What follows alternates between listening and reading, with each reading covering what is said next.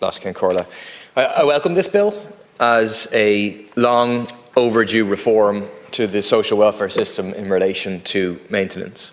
It is nothing short of outrageous that for decades lone mothers have been legally obliged to pursue fathers for maintenance by the Department of Social Protection and then penalised by the Department when the father does not pay court-approved maintenance.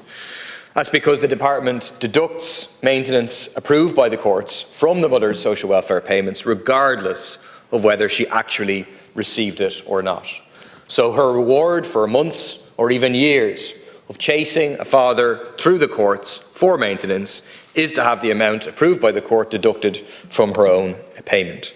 Submissions to the Child Maintenance Review Group from women's rights and lone parents organisations like Spark and Women's Aid have spelled out the incredible injustice of that situation. It's yet another example of the Irish state working in a misogynistic way to victimise lone parents. Not satisfied with placing the full burden of responsibility on them to raise their children alone with very little help from the state in terms of housing or childcare, its maintenance regime has directly penalised them for raising a family by themselves.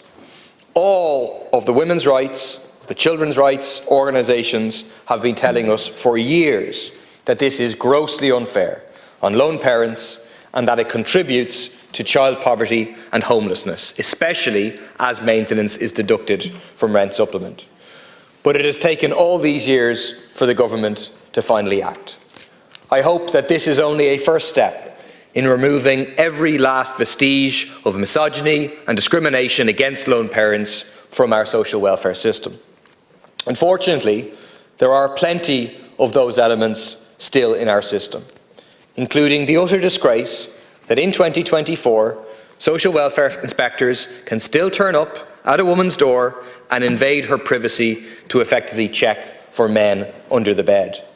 An investigation in 2020 by the Irish Examiner found that, quote, in many cases, the women are left feeling small and worthless. The social welfare inspectors have all the power, and in some cases, they abuse it.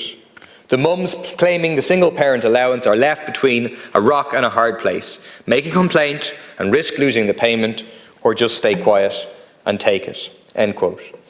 The paper spoke to women who said that, quote, inspectors would come to their homes unannounced, searching each room, sometimes opening wardrobes, looking for men's clothes and questioning them about cars parked outside, end quote. Rather than outlawing this misogyny, which reeks of the squinting windows Catholic Ireland of old, the department continues it.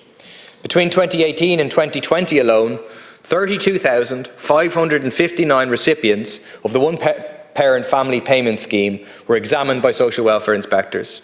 2,327 were cut off, and another 3,665 had their payment rate reduced on review.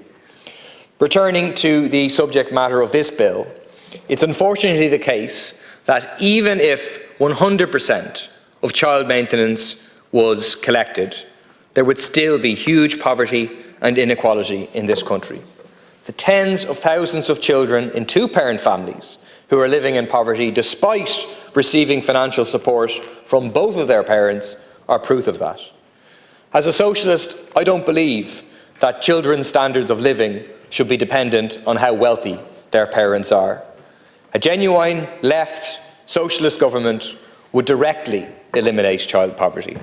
It would provide high-quality, universal public services like housing, childcare, healthcare, public transport, free of charge to all.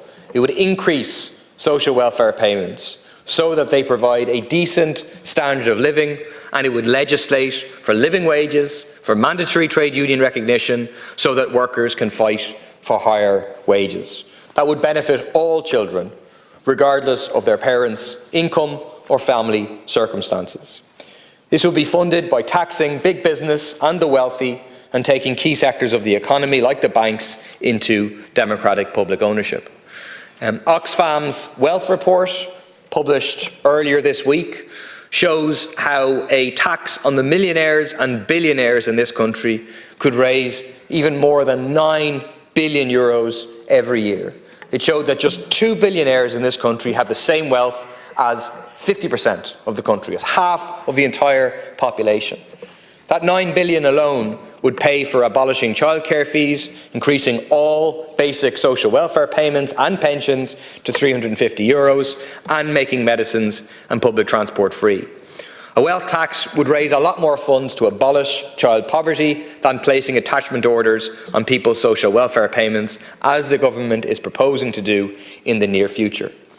I welcome the provisions in this bill that repeal the department's responsibility to pursue what are called liable relatives for maintenance. This is going to be dealt separately by the Department of Justice, and we'll watch very closely to see what is proposed there. I want to state clearly now, in advance of that, while we wait, that People Before Profit will not support punitive measures like the proposals for suspended sentences to be used against people who do not pay maintenance.